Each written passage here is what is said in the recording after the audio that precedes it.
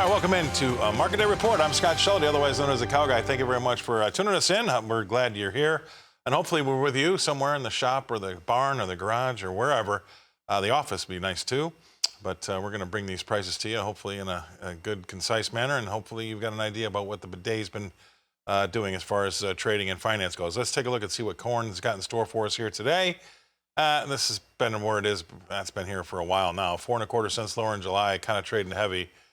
4.54 is last, 2 cents off the low of the day, and we've got a 7.25 cent range, right? So that's where we stand. The Dees is down 1 3/4 to 4.74 and that's just under 2 cents off the lows of the day, and we've had about a 5.5 cent range there. So that's what's happening in corn. All right, that's where it was, kind of where we last time we visited. Same with beans, 3 cents lower in July, 11.86 is last, 5.5 cents off the low of an 8 cent range. Okay, so that means we're actually 2.5 cents from the high. I should say it the other way around. It sounds better, doesn't it? November is down 4.5 cents to 11.53. That's 3.5 cents from the high of the day and about 4.25 cents from the low. There you go. That sounded better, didn't it? That's soybeans. Let's move on to Chicago wheat. 3.25 cents lower there in July to 6.16 3/4. We've got about an 11.5 cent range there, and we're about 5.75 cents from the low. So that means we're pretty much right smack dab in the middle.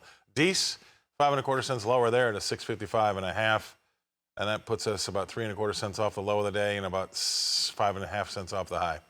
That's Chicago wheat. From Chicago wheat, let's move on to hard red in Kansas City. 3.75 cents lower there to 6.33. 6.33 is going to be 5.75 cents off the low of the day, 6.5 cents from the high. So I'm going to say that's pretty much smack dab in the middle of that range as well. The Dees hard red in Kansas City, that's down 7.75 cents. The 6.59 and that's about 1.75 off the low of the day there, and we're working on a 10-cent range. That's hard red, Kansas City. From Kansas City, let's go to Minneapolis and take a look at the spring wheat. Pretty much 5.75 cents lower across the board there. 6.61 last in July, and we can say that's about 1.75 off the low of the day, and we're working on about the 7.5 cent range. Let's look at the Dees. That's down 5.75 cents to 6.89 1.75 off the low of the day there. And again, that's an 8 cent range in the Dees. That's spring wheat in Minneapolis. How about cotton? That's going to be sharply unchanged in July. We'll move on to the October, though. That's up 50 cents to 73.81. The Dees, the new crop's up 37 points, I should say. 72.16 is last there. July, unchanged. Dees up 37 points. Let's bring in our guest analyst. It's going to be Mr. Joe Lardy. He's with CHS up in Inver Grove Heights. He doesn't always work from home, but when you're a big shot like he is, it's either the corner office at the office or he comes home and works in his palatial 7,000 square foot home. So what's it like, Joe? Tell us what you're thinking here. A mind like yours, what's wrapped around it?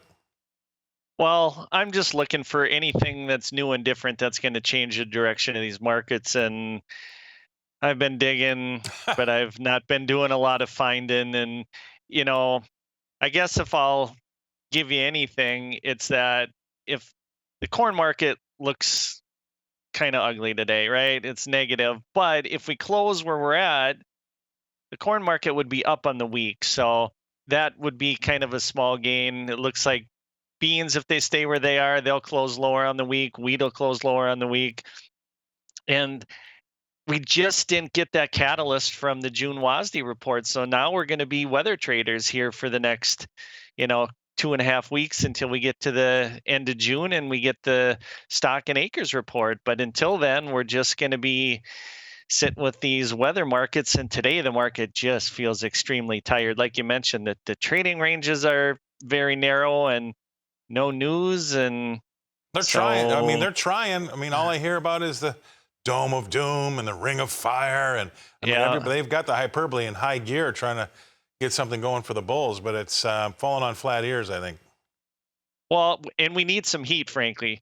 We've had so much rain that a little bit of heat would probably go a long way to get those root systems going deeper and just to get these plants perked up even more than they are. So I think a little heat is welcomed. A month of heat, maybe not. Yeah, well, we had a guy on that opened up the show early this morning around 8:15, and he said it's real humid by him, Springfield, Missouri, real humid by him, which means the air is unsettled. And he said, you know what?